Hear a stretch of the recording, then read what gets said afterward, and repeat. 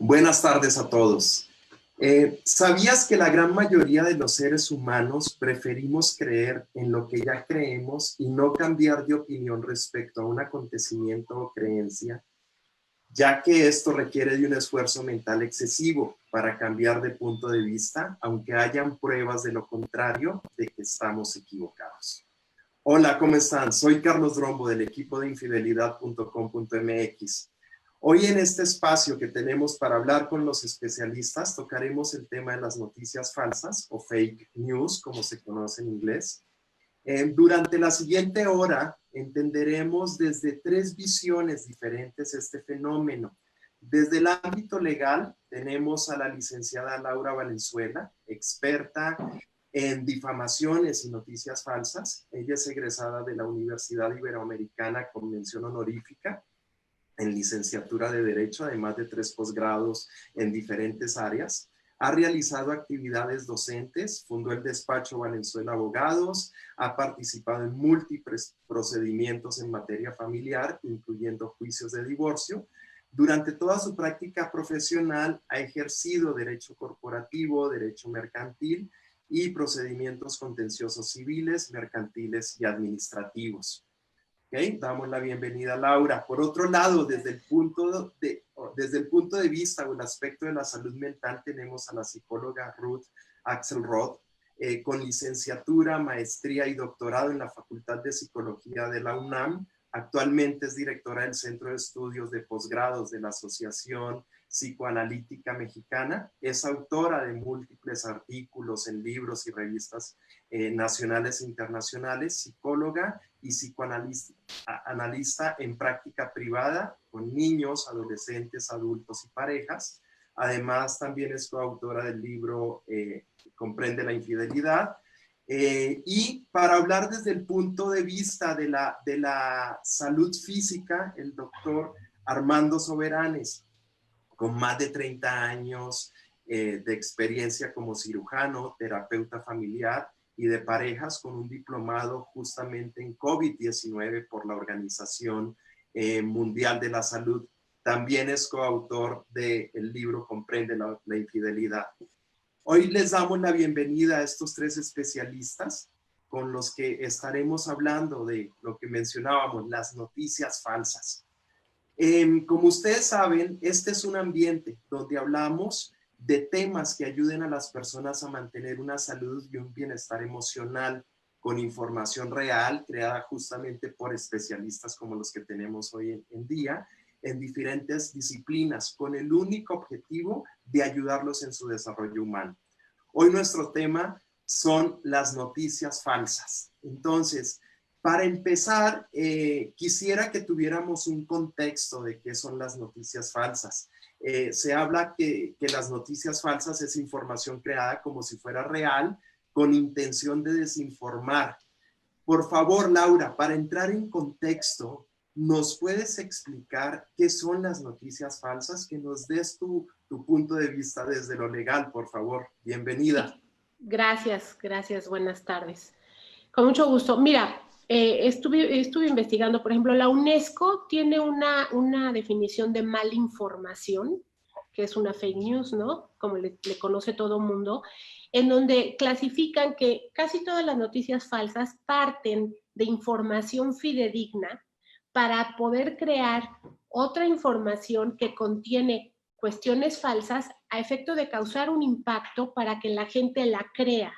Entonces, no es que se invente todo de cero, no se trata de que son noticias completamente falsas, sino que parten de cierta realidad, ¿no? Por ejemplo, ahorita estamos con las noticias falsas del COVID en todos los aspectos, ¿no? Desde tratamientos caseros para combatir la enfermedad que inventa la gente, pero parten de una circunstancia que es real, que es este confinamiento y esta pandemia que estamos sufriendo en todo el mundo, ¿no?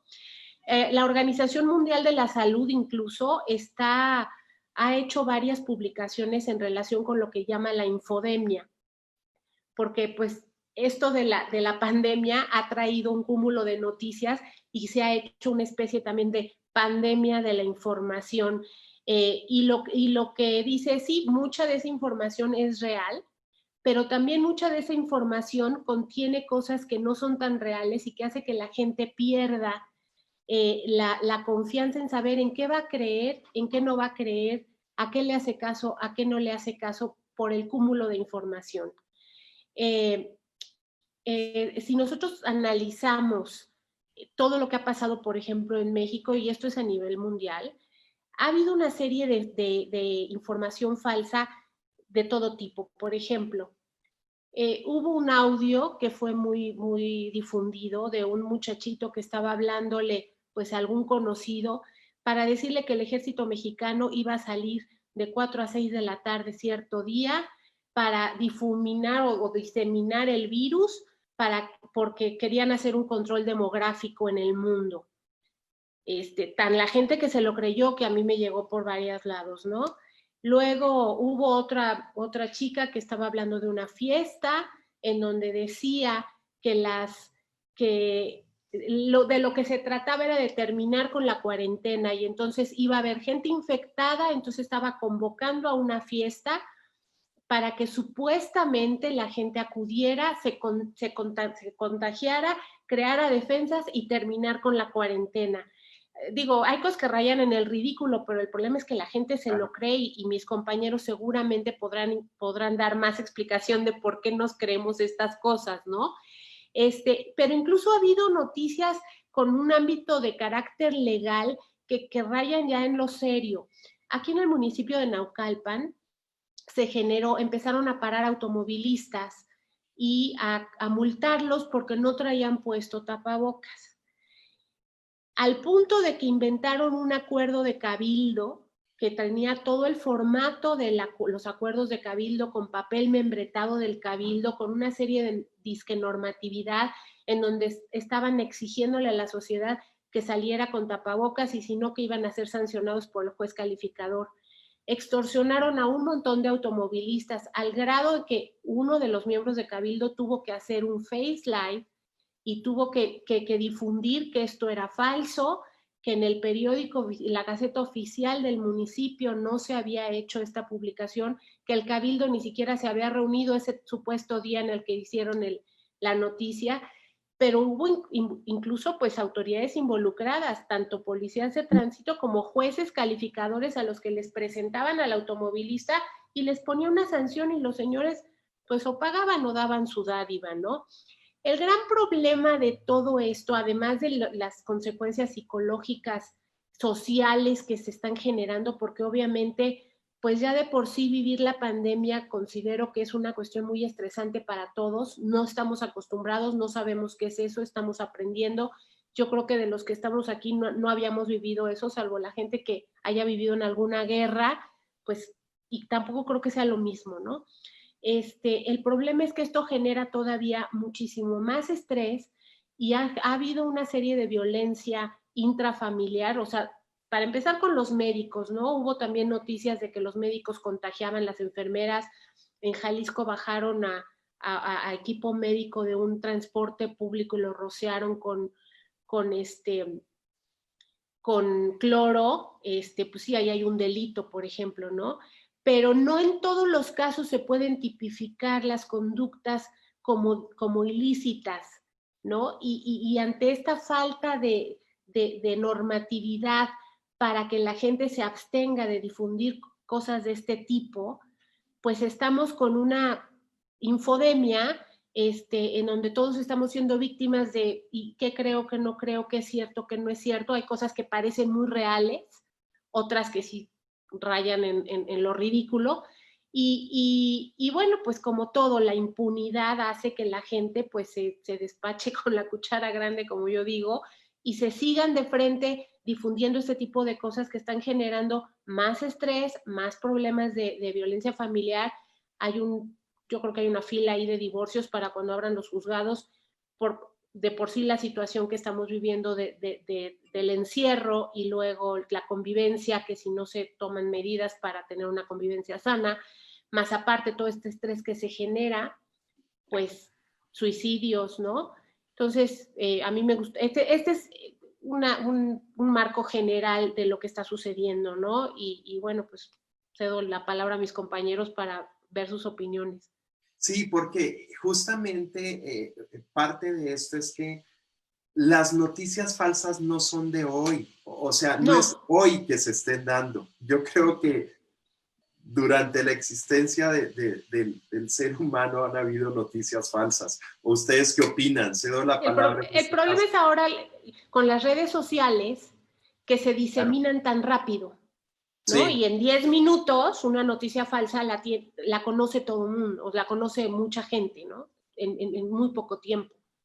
sí. Ahora, sabemos que en este momento que vivimos una conmoción global, que es lo generado por la pandemia del coronavirus, esto se vuelve también un caldo de cultivo, ¿no? Para conspiraciones y noticias falsas. ¿Cómo puede estar la gente enterada de la realidad con relación, por ejemplo, a la pandemia? No dejarse influenciar por noticias falsas. Armando, ¿tú cómo visualizas esto, por ejemplo? Mira, el término de caldo de cultivo me parece que es muy cierto.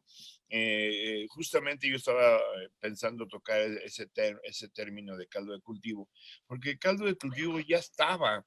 Para los que no estén familiarizados con ese concepto, de caldo de cultivo parte de una técnica de laboratorio muy antigua, en donde se crea una gelatina con sustancias nutritivas que permiten que se desarrollen bacterias y eso permite que crezcan determinadas bacterias con ciertas intenciones, como por ejemplo en medicina hacer un cultivo para un exudado faríngeo, un cultivo de piel, etcétera, etcétera, y ver qué bacteria tiene el paciente. Pero por ejemplo ahorita que he tenido un poquito de tiempo de vida, pues estoy haciendo, por ejemplo, cerveza artesanal, y entonces para hacer cerveza artesanal tienes que evitar que el caldo de cultivo de la cerveza contamine, entonces tienes que hacerlo casi como si estuvieras en el quirófano. Yo creo que el caldo de cultivo ya estaba en México. Ya teníamos un caldo de cultivo terrible antes de que esto empezara, una conmoción, una cuestión política insana de ataque para todas partes, de un sistema de desinformación tremendo. Y cuando viene esto que viene a desequilibrar a todos, estamos viviendo una etapa única en la historia del mundo, al menos para nosotros. A pesar de que el auditorio vea mi pelo blanco, no me tocó ver ninguna cosa similar en toda mi vida. Lo he leído, yo creo que Ruth nos va a comentar algo al respecto, pero la verdad es que este es un caldo rico para esto y la gente tiene una necesidad de información porque partiendo de la definición de la abogada de Laura, tiene que haber una parte de verdad para que esto funcione, porque si no hubiera una parte de verdad, la gente no se engancha. Entonces tiene que haber una parte de verdad, como cuando les mandan a decir que en una tienda van a regalar cosas, va la gente a protestar o a decir algo, les dicen vamos a robar. Sí, entonces los intereses son de muchos tipos. Entonces yo creo que ahorita en medicina, en mi lado, la gente está desesperada por tener información. Diario me llegan 40, 50, 60 WhatsApp preguntándome sobre la prueba, sobre el cubrebocas, sobre la máscara, sobre todo ese tipo de cosas que la gente tiene necesidad de saber. Y hay páginas en internet como una muy famosa, que la puedo decir, es Wikipedia, que está llena de información que no es información adecuada y que la gente sale porque es la primera opción que te sale cuando tú buscas una definición. Entonces, imagínate el tamaño de la desinformación cuando una página se hace pasar por una enciclopedia que te va a dar definiciones adecuadas, cuando no es así. Y son fake news que tienen parte de verdad y parte de mentira. Cerrando, yo diría, hablando desde el punto de vista médico, los pacientes están angustiados, no nada más por el confinamiento, por el temor a morir.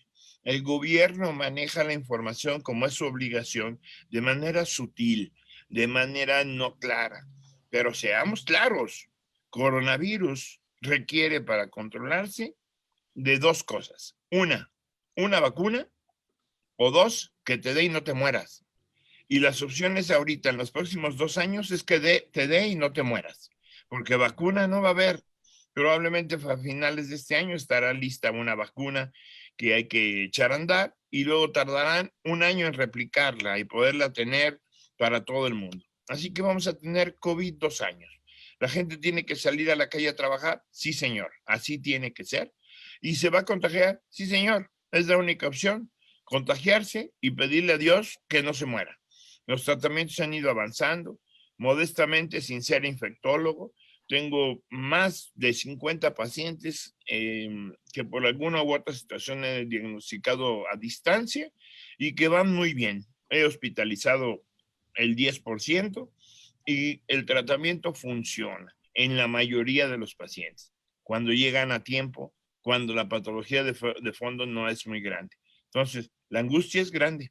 El trabajo para los abogados, el trabajo para los psicólogos y psiquiatras será muy grande. Ese es mi punto inicial de vista.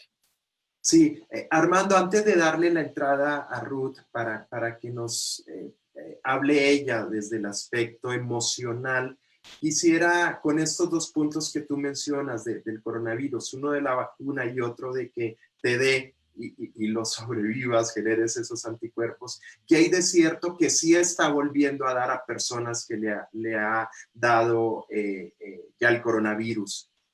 Hay una frase que me gusta mucho que dice que el que no aprende de la historia está condenado a repetir los errores.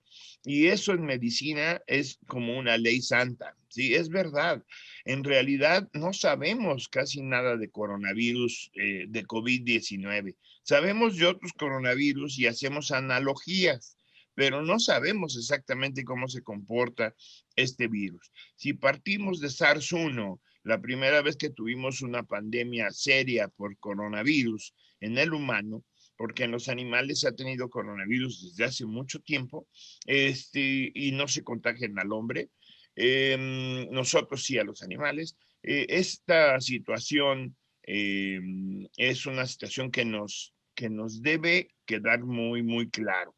Sí nos podemos reinfectar, por supuesto que sí. El margen de infección es muy pequeño, pero sí lo pueden hacer. Hoy la mejor noticia a nuestro auditorio que puede tener es que le dé coronavirus, se recupere de coronavirus, se haga una prueba de PCR y salga memoria. En ese momento él tiene un 85 al 90% de probabilidades de no reinfectarse en el próximo año. ¿Sí? Probablemente un 99% en el próximo año. Pero el siguiente año, después del primero, su inmunidad va a regularizarse y el paciente se puede volver a infectar. Por eso, la importancia de mantener los cuidados necesarios y no confiarse, porque las posibilidades de reinfección existen, están ahí, presentes. No sé si esto contesta al cuestionamiento. Sí, gracias, Armando. Ahora, Ruth, tomando en consideración todo esto que estamos hablando de las noticias falsas, es imprescindible conocer de qué manera afecta esto a la ciudadanía, esta proliferación de información errada. ¿Qué impacto tiene en la salud mental de las personas? Cuéntanos, por favor. ¿Tienes el micrófono cerrado? Estaba, Ahora sí. oía que había un perro por aquí, prefiero que no se oiga, pero bueno, escuchándolos, escuchando a Laura, escuchando a Armando, quiero invitar a reflexionar sobre algunos puntos. Quiero recordar el año de 1918 y 1920, épocas de posguerra, de la Primera Guerra Mundial, y un poquito, algunos años antes de la Segunda, en donde si nos ponemos a buscar en los libros, encontramos la influencia española generando en la humanidad un fenómeno muy similar al que estamos viviendo ahora, en donde la gente estuvo 2 años teniendo que quedarse en casa, estando preocupada, teniendo muy poca manera de tener información de lo que estaba sucediendo. Y hay un recuento que evidentemente no puede ser tan certero como ningún otro evento estadístico, que hubo entre 20 y 50 millones de muertos durante esos 2 años, básicamente en Europa. Si bien hay registros también en América, el registro más fuerte es en Europa. Y estamos hablando exactamente de hace 100 años. 100 años que la humanidad sufrió un evento similar. Y quiero contarles algo que tiene que ver con mi área. Ustedes todos han oído hablar de Sigmund Freud. Sigmund Freud tenía 6 hijos. Su tercera hija, Sophie, que estaba embarazada de su tercer hijo, fallece como 8 meses después de que comienza la epidemia. Y él tenía 3 hijos varones y 3 hijas mujeres y había enviado a los primeros 3 hijos varones a la Primera Guerra Mundial, del 14 al 18. Yo estaba muerto de miedo, así como tenemos todos los libros de él, era un miedosísimo, estaba aterrado de que no regresaran sus hijos, pero sus 3 hijos sí regresaron. Y un poquito después, su hija, que para él era su luz, fallece de la enfermedad estando embarazada. Entonces no podía encontrar orden en la desilusión de qué le sucede a la humanidad, qué le sucede al ser humano, qué le sucede a la cabezota que todos tenemos, al psiquismo, a la estructura. Para él fue un shock tan fuerte como el que estamos viviendo nosotros ahora. Todos hoy en día pensamos que las fake news, como ustedes plantean, son asuntos del presente. Díganme, ¿cuándo aparece la primera computadora que nos puede servir a los seres humanos para mantener información? ¿Cuándo el ser humano tiene su primer satélite en órbita y cuándo podemos recibir información de tal forma que las computadoras organicen nuestro mundo? A ver, don Armando, ¿cuándo llegamos a la Luna? 1967, 68. ¿Sí? ¿Cuántos años es eso ahora? ¿Cuántos quieren? ¿Sí? 7, 8, 9, 70 años. Nosotros llevamos 70 años que hemos podido organizar nuestra información en el aspecto del mundo virtual. ¿Sí? Entonces, acabo de dar 3 informaciones.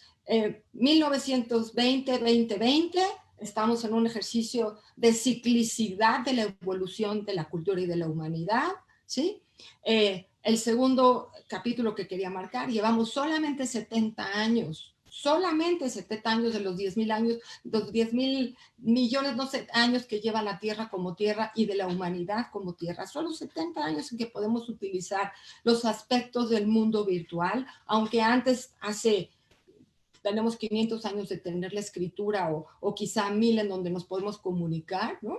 Pero apenas el ejercicio de la información no tiene más de las noticias 150 años, 200 años. Y el verdadero mundo virtual tiene 70 años. Entonces, tenemos nuevos registros de cómo hablamos. Hay palabras que yo nunca había oído y que ahorita se están desarrollando porque estamos aprendiendo qué hacer con 3 mundos, el ser humano, ¿no? El mundo exterior, el que creemos que todos conocemos, ya los filósofos nos pueden hablar desde otro lugar. El mundo interior, al que mi área de conocimiento trabaja libremente con sueños, fantasías, ilusiones, emociones, ansiedades, ¿no? El mundo interior, y un mundo intermedio entre el mundo real y el mundo interno, que es el mundo virtual, que es nuevecito. Ese lo estamos apenas descubriendo, lo estamos utilizando, nos estamos adaptando y en ciertos momentos como hoy agradeciendo que a pesar de que estamos cada uno solito en su espacio, podemos estar juntos y echar aquí un buen rollo y ponernos a discutir para entender qué nos está pasando. Con esos 3 esquemas, ¿qué le pasa al ser humano en relación con su necesidad de saber? Los humanos queremos saber, queremos entender qué está pasando, pero nuestro entendimiento va a estar basado en el nivel de conocimientos, en el nivel de mitos, de tabúes, de ideas que mi familia, mi cultura, mi escuela, mis maestros me enseñaron. Entonces hay familias que explican la pandemia desde un punto de vista religioso. Hay familias que explican la pandemia desde un punto de vista espiritual. Hay familias que explican la pandemia desde un punto de vista científico. ¿Sí? Hay familias que no les importa explicarlo y no le van a dar ninguna explicación ni a sus niños, ni a sus adultos, ni a su estilo de vida. Es decir, toda la mitología transgeneracional va a ser lo que nos va a poder justificar si yo utilizo o no utilizo un tipo de información. ¿Sí? Y entonces las redes sociales, que es un efecto de hace unos 20, 30 años, están basadas en hacer creer a las personas que pueden ser felices. Y uno puede ser feliz desde el punto de vista neurobioquímico porque tiene un poquito de endorfinas que se cayeron por ahí por un shot de alguna circunstancia que hicimos en nuestro cerebro. Y los estudiosos de las redes sociales, no creo que les importe lo que dice, lo que de alguna manera, Lau, tienes razón, o sea, ¿cómo se atreven a poner estas tarugadas? Lo que los estudiosos de las redes sociales quieren es mantener la estructura de la felicidad y que tú pases más tiempo en las redes. Y para eso tienen que sostener que tus endorfinas estén interactuando con los aparatos que tenemos enfrente, ¿sí? Entonces, la verdad o la mentira es un segundo paso. El primer paso es el ejercicio de la reacción inmediata neurológica de la búsqueda de bienestar. Y después de que uno pueda tener estos elementos para teorizarlos y ver que, si se fijan, las redes sociales casi pueden adivinar, evidentemente estoy poniendo magia, pero tienen algoritmos que te llevan por los lugares porque uno decide cuáles son las cosas que a uno sí le pican y que a otras no le pican. ¿Sí? O sea, las redes sociales siguen dónde están las palomitas y no son psicólogos, simplemente están haciendo sumas y restas de la cantidad de información que te llegó a ti y de la cantidad de información que tú dices que vas a reactivar. Y te crean una nueva realidad, ¿sí? Que claro que mentir o no mentir no es importante, lo importante es que te sientas confortado de que lo puedes compartir, ¿sí? Y se dan cuenta de alguna forma si algo te incomoda o no te incomoda, si lo sigues, si no lo sigues, y polarizan a la población y generan confusión. Y al momento de que una información, ya sea real o no real, genera confusión y tú no sabes qué hacer, dejas que el aparato tome la decisión de que está bien, yo no sé qué hacer, el aparato dice que eso está bien. Entonces, este juego de la confusión, la verdad, de la mentira y la neurobioquímica que sostiene a las redes, tiene nada que ver con los mundos a los que nos estaba trayendo Laura y Armando. Y bueno, hasta aquí llego en este momento, pues ya les sigo. Ruth, muy interesante todo ese panorama y esa descripción que haces y retomando parte de lo que decías tú de esas nuevas palabras. Tú sabes que Internet ha ido evolucionando. Empezamos con un Internet 1.0 que íbamos solamente a obtener la información. Después llega el Internet 2.0 donde podemos generar una comunicación bidireccional y se genera nuevamente una palabra ahí que se llama prosumidores, porque producimos información y consumimos información al mismo tiempo. ¿Ya? Que las redes sociales han sido fundamentales en esto. Ahora, eso nos lleva a pensar, y la pregunta iría hacia ti, Laura, si nosotros ya podemos producir información, ¿quiénes son los que están involucrados en la generación de esta información falsa? Los medios de comunicación, las empresas que generan y que buscan que haya más tráfico en sus redes o en sus portales de internet, porque sobre todo pues se difunde mucho en medios electrónicos, a pesar de que también hay en televisión, en radio, en medios impresos las noticias falsas, pero sabemos que una noticia falsa genera más interacción y al final, tú sabes, un clic representa dinero para alguien, ¿ya? Entonces, ¿quiénes están involucrados en esto? ¿Autoridades también? ¿Qué puedes mencionar al respecto? Tienes silenciado tu micrófono. Ay, sí, disculpa. Ya. Gracias. Mira, hemos estado nosotros analizando desde un punto de vista jurídico quiénes son los responsables de esta información y hay varios responsables. Uno, desde luego, por ejemplo, los buscadores. Los buscadores no generan las noticias. Los buscadores lo único que hacen es como codificarlas, organizarlas, de eso seguro puedes hablar mejor tú, para que tú puedas encontrar esa información de acuerdo, como dice Ruth, al número de búsquedas, a todos estos robots que van contabilizando lo que a la gente le interesa para poder ponértelas en las primeras páginas, ¿no?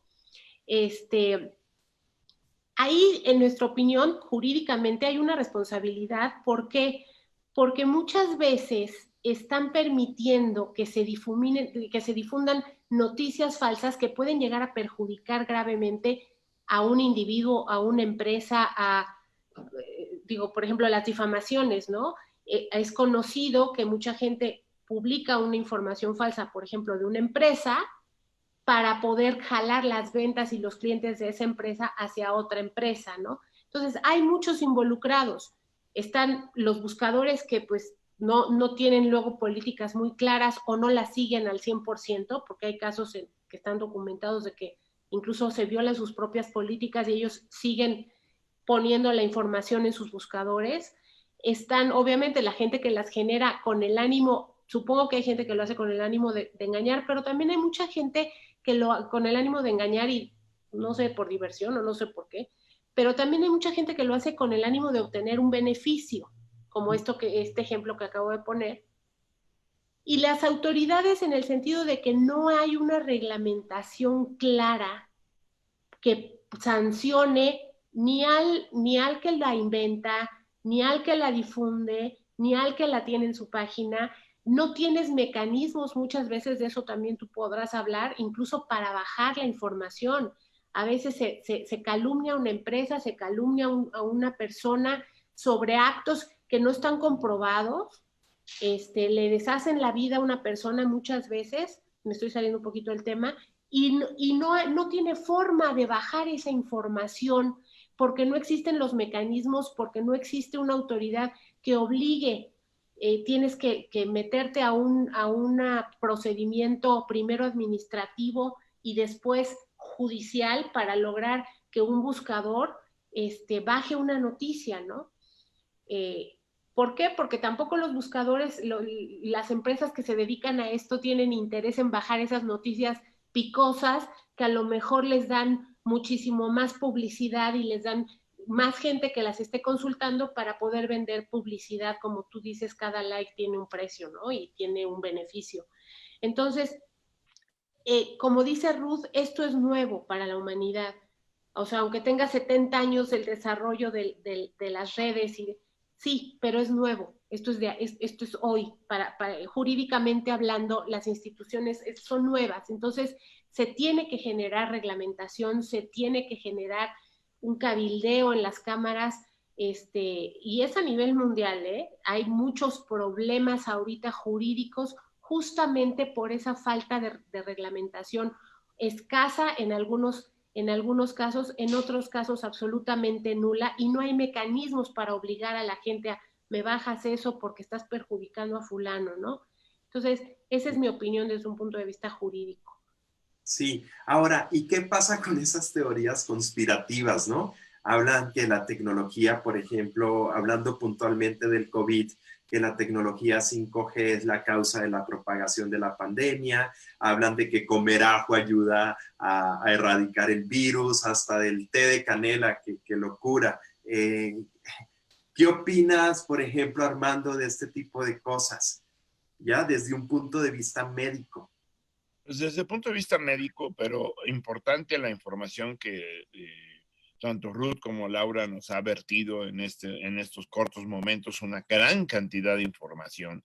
Y otra vez volvemos al punto que dijo Ruth, decía Laura, es que es nuevo porque son 70 años. Aparentemente 70 años es mucho tiempo, pero en realidad si vamos como lo hizo Ruth, a ir a la historia de la humanidad, no es nada, 70 años no es nada, absolutamente. Y lo que Ruth es muy cierto, cuando yo empecé a tener computadoras, y espero que los que nos vean, porque ahorita está una pequeña parte de la población que tiene una computadora, pero no todo el mundo tiene computadora, y no todas las fake news parten de una computadora. Imagínate un pueblo de la sierra donde no hay computadora, también hay fake news, y todo tiene un interés. Todo. No hay ni una noticia buena, verdadera o falsa que no tenga un interés. Todo tiene interés. Y tú lo dijiste muy claro. Dinero. Yo creo que todo está atrás del dinero o la manipulación de la sociedad, porque también eso tiene mucho que ver. Gobierno manipula sin aterrorizar, porque si aterroriza se le voltea el monstruo, entonces tiene que ir más o menos manejando las cosas. Vemos a López-Gatell hablar, un tipo extraordinariamente preparado, que habla muy bien y que deja entrever las cosas, pero no las suelta como son. Sí dice la verdad, totalmente. Es un tipo que dice la verdad, sabe, tiene experiencia. pero tiene que ir disimulando las cosas, porque si se para hoy en la noche y le dice a la población, usando cifras y analogías como las que hizo Ruth, y le dice a la población que en México van a morir por esta enfermedad 600,000 personas en los próximos 2 años, olvídate el pánico que esto le puede dar a la gente, ¿no? Y va a empezar a reclamar qué se puede hacer, si le podemos dar té de canela o si le podemos dar una infusión de ajo porque se va a curar. Digo, la herbolaria y la medicina alternativa lleva mucho más tiempo que la medicina alópata, que parte de ahí. Cuando el paciente me dice, oiga, doctor, es que esta medicina que voy a tomar o que me dieron es natural, pues yo le digo, si me hace favor de darme un ejemplo de una medicina que no sea natural, se lo voy a agradecer. ¿Sí? ¿Por qué? Porque todas las medicinas son naturales, todas parten de un té, de una sustancia química. O sea, ¿a qué te refieres con natural?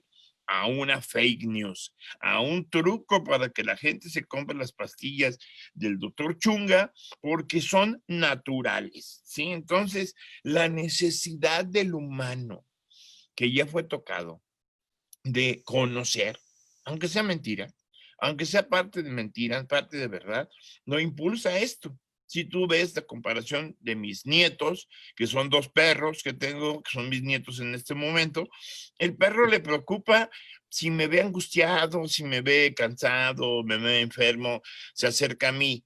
Pero si no, el animal sigue su vida normal. A él no le preocupa nada de internet, ni lo que diga la tele, nada le preocupa. ¿Sí? Porque no es consciente, porque no es un animal que tenga el raciocinio del humano, que a veces me cuestiono si es tan bueno como debería de ser, pero ese no es mi terreno. Yo lo que les puedo decir es que para nosotros médicos es difícil encontrar información real, fidedigna y sustantiva. Para nosotros, cuando yo empecé a ver las computadoras, no había video, solamente había letras verdes en un monitor chiquititito, se texteaba solamente hablando en palabras, no se podía hablar ni ver, y el celular que tengo hoy tiene más capacidad, y no tengo uno de esos carísimos, más capacidad que la computadora que llevó, haciendo alusión a lo que dijo Ruth, que la computadora que llevó al humano a la luna, mi celular tiene más capacidad que esa computadora. A ese grado hemos llegado. Y si eso ha pasado, como muy bien dijo Ruth, en 70 años, imagínense ustedes lo que va a pasar ahora que en tu casa tienes una máquina de información productora y receptora. ¿Qué va a pasar en los siguientes 50 años de la humanidad? Que 120 años es nada en la historia de la humanidad. Ok. Ahora, ¿ustedes qué opinan? Para no dejarnos influenciar de esas noticias falsas, ¿es suficiente con tener un pensamiento crítico e independiente o hay algo que vaya más allá? Ruth, ¿tú qué opinas al respecto? Bueno, yo quiero regresar a mi área, ¿no? En mi pueblo, en mi área, fake news se dice chisme. ¿Puedes hablar un poquito más fuerte, por favor? En mi pueblo, un fake news, en mis épocas le llamábamos chismoso, le llamábamos envidioso. Es aquel que va y anda diciendo las cosas negativas o inadecuadas o anda inventando de la amiguita porque quiere devaluarla, porque le da envidia, porque tiene ganas de molestarla y porque los seres humanos hemos aprendido a competir y no nos gusta perder. O sea que según la edad que tengamos, creo que podríamos nombrar cómo se manejan las fake news, ¿sí? O sea, estamos muy sofisticados y hablamos en inglés, ¿verdad? Se llama chisme, ¿sí? Es lo que hay en el pueblo, es lo que hay en las familias, es lo que hay en otros lados. Y después, claro, como no, iba a haber chisme dentro de las redes sociales, ¿no? Entonces, no son cosas ajenas a la humanidad, son bíblicas de alguna manera, ¿sí? Son Caín y Abel puestos en el lugar. Imagínense a Caín y Abel con su WhatsApp, ¿cómo les iría? ¿No? Entonces, es un ejercicio de la pulsión humana, en donde encuentra un terreno más para hacer las escenificaciones del amor y el odio y la envidia y el coraje, ¿no? Y el recelo y la destrucción del otro, ¿no? Entonces, partamos de que estamos basándonos en afectos, conocidos, que al mismo tiempo tienen la parte positiva porque tienen la parte negativa. Porque si yo tiro un chisme, una fake news y me siguen, entonces soy un líder, ¿sí? Y me la voy a jugar. Y por otro lado, si yo sigo, tengo ejercicio de pertenencia. No importa de qué lado me ponga yo, si soy la que pongo la información inadecuada o injusta o severa, o culpo al otro, sino cualquiera de los dos lugares me deja a mí en un estado de serenidad, ya sea por ser líder o por pertenecer a la manada. Entonces, y eso se ejercita todo el tiempo si la noticia me hace a mí esta circunstancia, sí, me suena, creo que va conmigo, creo que sí estoy de acuerdo con esto, creo que lo voy a pasar porque además yo tengo razón y esto tiene razón. Y ahorita me voy a agarrar con el que estaba ahí enfrente que dijo que no es cierto, que no hay contagio, ¿no? Y ahorita el doctor acaba de decir que sí hay contagio. Aquí hay una circunstancia que a mí me pone en una situación de poder hacer sentir al otro sometido a mi saber. ¿Sí? Es otra de las dificultades de los seres humanos, ¿no? Entonces, puesto en ese contexto nos es más familiar lo que está sucediendo, lo hemos vivido siempre, simplemente está un poquito más tecnologizado este asunto, ¿no? Y nosotros entonces somos parte del problema porque a veces generamos los chismes, no tenemos la capacidad, como lo explicaba Lau, para hacer un ejercicio de ese tipo, pero sí podemos tomar fotos, sí podemos fregar al vecino haciendo un chisme y lo subimos. Claro que podemos utilizar nosotros en nuestro micromundo esta posibilidad de destrucción sobre el otro o de construcción falsa del otro de nosotros mismos, ¿no? Y ahí es donde se instalan los juegos de poder. ¿Y quién quiere pagar por esto? Pues seguramente hay quien va a querer pagar para generar un juego de poder en sí mismo, ¿no? O habrá aquellos momentos donde podamos decir, mira, esto me gusta, pero yo creo que no es mi tema o no voy a dedicar mi tiempo a esto. A veces vamos a poder encontrar fuentes más certeras de información si tenemos a quien preguntarle, si tenemos tiempo, si el chiste de estar en una búsqueda es para un saber propio o para poder escribir un artículo o para poderse sentar entre nosotros a hacer un Zoom, ¿no? Pero si es simplemente la participación social comunitaria, generalmente nada más ponemos el like o guardamos esa información para poderla discutir o ni siquiera eso, a veces la soñamos. Estamos en una época en donde cuando puedo trabajar con los pacientes hay mucho más material en los sueños, pero mucho más relacionado con amenazas y con miedos, ¿no?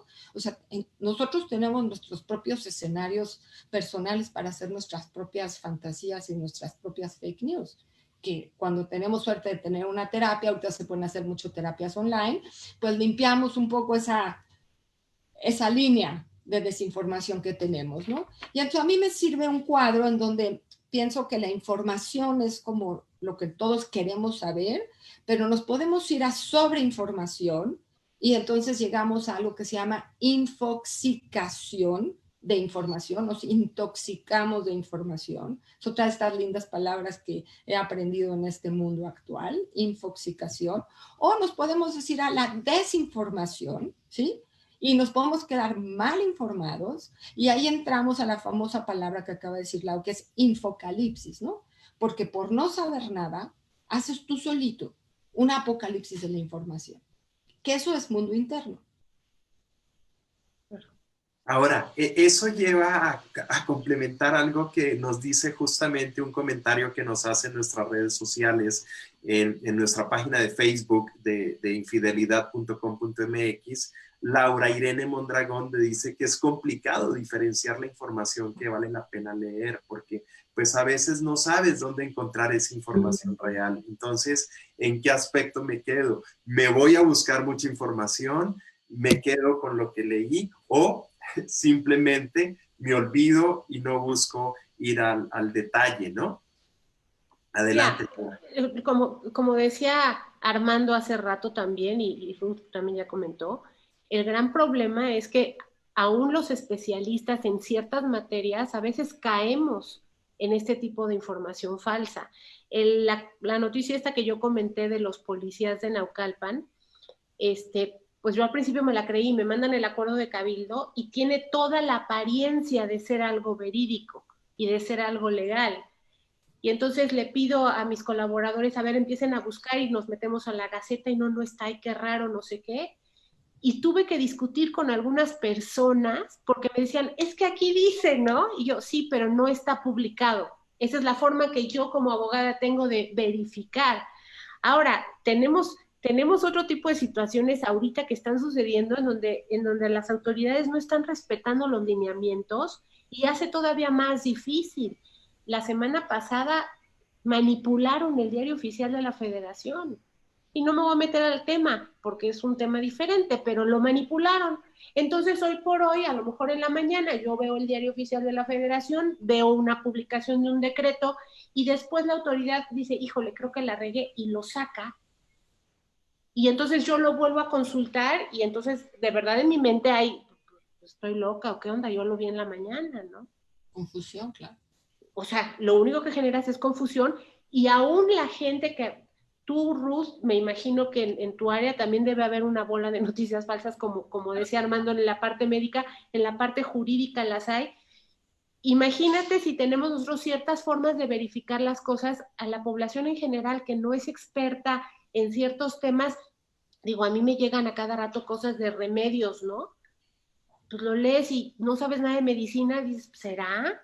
Y ahí andas preguntando a los doctores que nada más se atacan de risa, porque como tú bien dices, uno lo que quiere es estar protegido y quieres información para sentirte seguro. Y entonces, pues sí, es muy difícil, de verdad es muy difícil. Y ante la falta de normatividad, pues se hace más difícil y se proliferan más este tipo de situaciones porque la gente irresponsablemente difunde tontería y media, ¿no?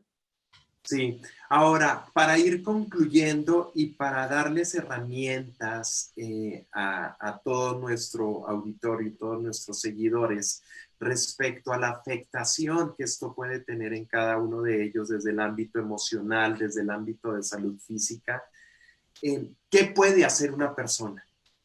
¿Cómo debe actuar una persona para que no se sienta afectada desde el ámbito legal, desde el ámbito emocional y desde el ámbito físico? Armando, ¿quisieras tú darnos tu opinión desde el ámbito médico, por favor? Sí, yo creo que esto que hace, por ejemplo, el colegio que preside Ruth y lo que hace la abogada, yo creo que todos los profesionales de la salud tenemos la obligación, los médicos, de estar informados y poder informar a la gente. El problema es que los mismos médicos a veces no tenemos la información como debe de ser. Nosotros también nos enfrentamos a decidir en dónde vemos y qué no vemos y qué es cierto y qué es mentira, porque también nos enfrentamos a nuestros propios fantasmas de closet. Esto lo vimos mucho en la sexualidad. Llega el paciente con el médico y le pregunta, te lleva a su hijo adolescente para que le platique cómo es el orgasmo masculino y el femenino, y el médico no tiene ni la menor idea de cómo es esto, porque estudió medicina, pero no sabe nada de sexología y no conoce a Master y Johnson, ni conoce los 50,000 estudios que hay. Yo creo que en este momento la solución para nuestro auditorio es acercarse a las fuentes académicas que tienen la información abierta. Por ejemplo, la UNAM. La UNAM tiene una gran cantidad de oferta de información que podemos hacer o tener con una certeza del 80%. 80% es como la moda actual, ¿no? Todo es 80%. Al 80% de la población le va a dar COVID, el 80% de la población se va a recuperar, y así podemos hablar del 80%. Pero la solución para mí es que se consulten las fuentes académicas, ahora sí, utilizando la terminología normal de ahora, face to face, no Facebook, face to face. Sí, Facebook es una buena herramienta, sin duda, pero también se convierte en un verdadero puñal con doble filo, ¿no? Es realmente difícil la cuestión de las redes sociales. La solución es ir a la fuente. La mayoría de la gente tiene un médico. No todos los médicos estamos disponibles para el paciente, lo cual es terrible. A mí me parece terrible. Yo entiendo a todos los demás especialistas, pero los médicos ni podemos dejar de ver pacientes, ni podemos dejar de operar las cosas urgentes, porque lo que no se ha visto y no se ha hablado es que el 99% de la atención médica de este país está enfocada a COVID-19. Pero las demás enfermedades no dijeron, espérame, ahorita no me da cáncer porque hay COVID-19, ahorita no me da apendicitis o no tengo piedras en la vesícula. Claro que sí, claro que sí las tengo y hasta peor. Entonces, la solución mundial, no nada más la de México, es acudir a las fuentes certificadas y que tengan esto. Una de las prestaciones que tiene nuestra querida página es que nosotros lo hemos ofrecido, todos los especialistas lo han ofrecido. Aquí estamos, nosotros somos especialistas en esto. Métanse a través de la página, cuestionen, no solamente sobre pareja, sobre sexualidad, no, cuestionen sobre cómo se sienten con las fake news, cómo se sienten con esto, cómo se sienten como médicos, como pacientes. Aquí estamos, gratis para la gente. Y así como nosotros, hay muchas fuentes. Hay que dejar de escuchar, haciendo alusión a lo que decía Ruth, dejar de escuchar los chismes. No ha cambiado, ¿eh? Se llama fake news, me gusta más chisme. Y es verdad. Y tiene un impacto impresionante en la comunidad, y en las comunidades que no hay computadoras, también hay fake news. Y también la señora que cura a la gente dice que el té de gordolobo aplicado con un poco de canela y 2 ajos hervidos va a hacer que no les dé COVID. Entonces, el problema de eso es que sí les va a dar. Sí, que al COVID no le importa el ajo, al contrario, hasta le gusta. Entonces, vamos a tratar de ir a la fuente, de ir al que sabe, al que tiene un título, y ahí viene el problema grave, que habemos muchos de nosotros que no tenemos la preparación para hacerlo. Entonces, ahorita no hay de otra, hay que ir, aunque no tengamos la preparación, hay que ir con el médico, que el médico nos diga. No tienen idea la cantidad de pacientes que he visto vía consulta a distancia con COVID, y que el médico, 1 o 2 o 3 médicos que fueron a ver, a pesar de que es la moda ahorita, no tuvieron ni siquiera idea de que el paciente tenía COVID. Y le dieron tratamiento aparte contraindicado al paciente. Y lo que tenía era COVID. Entonces le daba miedo decirle al paciente que podía ser COVID. No, hay que decirle, punto. Yo soy tanatólogo también. Oye, tienes cáncer y te vas a morir al corto plazo. Y por cierto, todos los que nos oyen deben de saber que se van a morir. Y no es fake news. La única cosa es ver cuándo, ¿no? Pero de que nos vamos a morir, nos vamos a morir, mis queridos amigos. Ok, complementando lo que tú decías de la invitación a que la gente comparta lo que siente, puede pedir ayuda también en nuestra página. Les recordamos infidelidad.com.mx, en nuestras redes sociales también. Pueden contarnos su caso real, hay un apartado donde ustedes pueden registrar esa información, y muchos de los especialistas que tenemos están, o todos los especialistas están dispuestos a darles ayuda, a ofrecerles alguna salida a lo que están padeciendo en este momento. Entonces los invitamos a que nos sigan y nos cuenten sus historias también. Ok, ahora, Ruth, ¿cómo podemos evitar el pánico y esa ansiedad inmediata que muchos estamos viviendo ahora con todo esto del COVID? Bueno, es muy importante estar un poquito ansioso. Estar un poquito ansioso es estar un poquito vivo. Los que no están vivos son los que no están ansiosos. Háblanos un poquito más fuerte, por favor.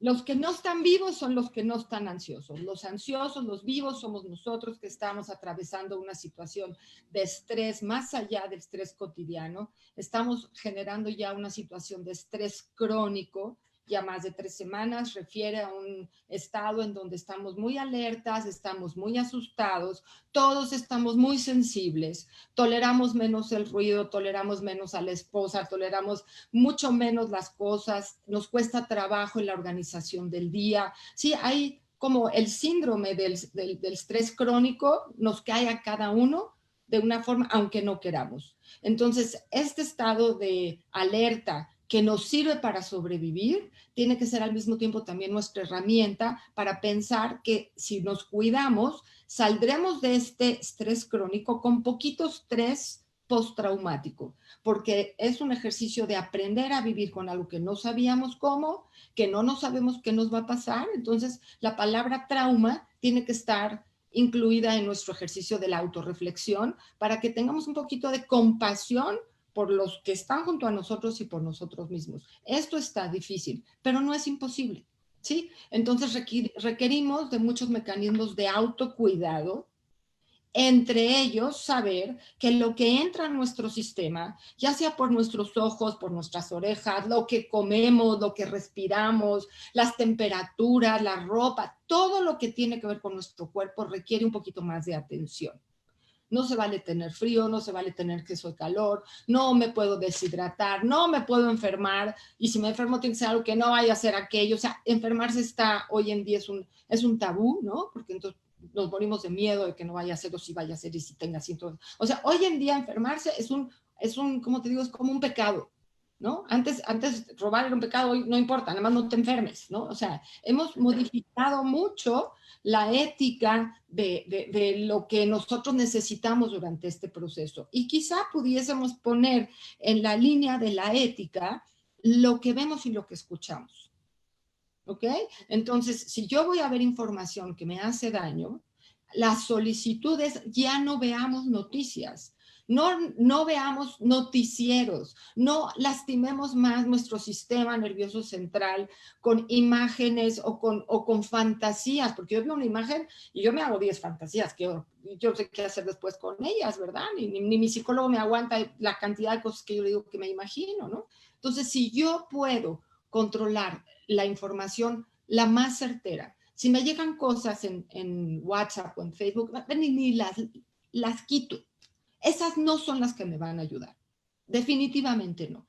Entonces, poder diferenciar según la ética de cada familia y la ética de cada quien, que hay información que nos hace daño porque no podemos comprobarla.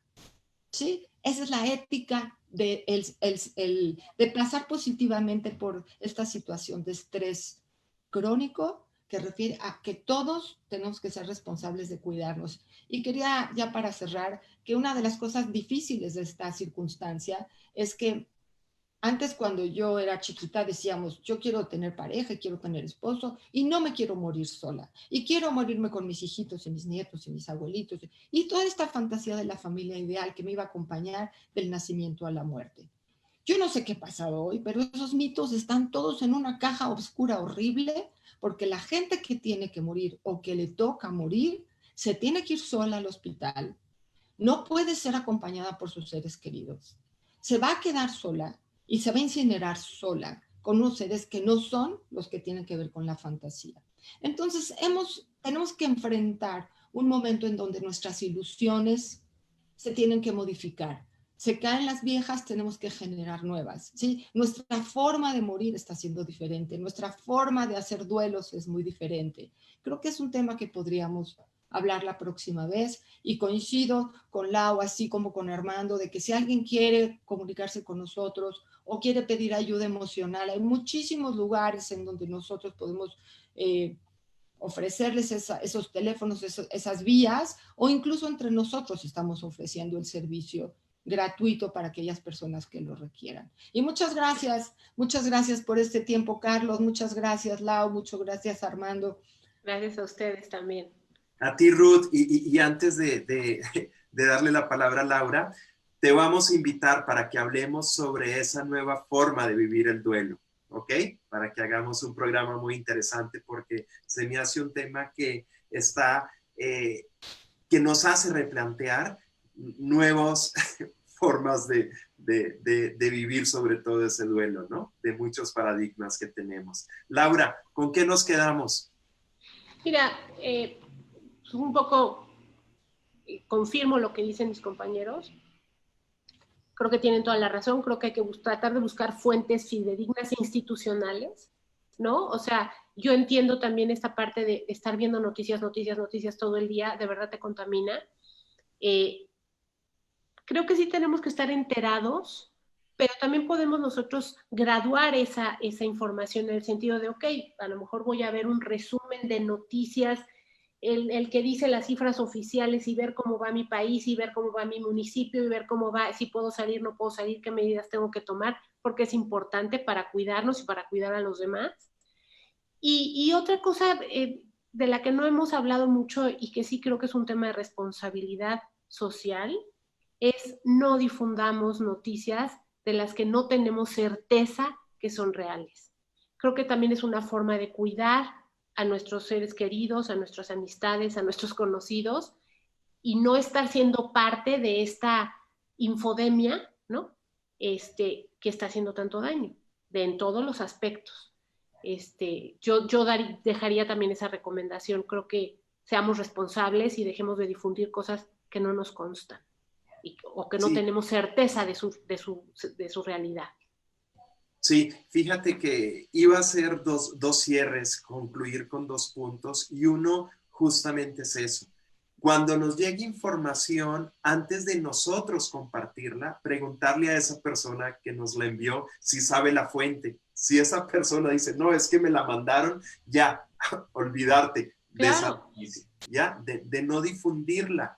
Y segundo, si quieres profundizar, porque muchas veces la noticia falsa viene firmada casi por el autor, ¿ya? Porque justamente te hacen pensar que esa noticia la está generando esa persona o esa institución o esa autoridad. Entonces, ir a la fuente, ir a la página de esa persona para verificar si realmente lo está escribiendo o no lo está escribiendo. Y de esa manera, pues no compartir y no ser nosotros esos cómplices, porque al final, ¿quién es el cómplice? Nosotros, que estamos haciendo esa transmisión de todo lo que nos llega, somos los culpables. Si nosotros no difundimos esa información, ahí muere.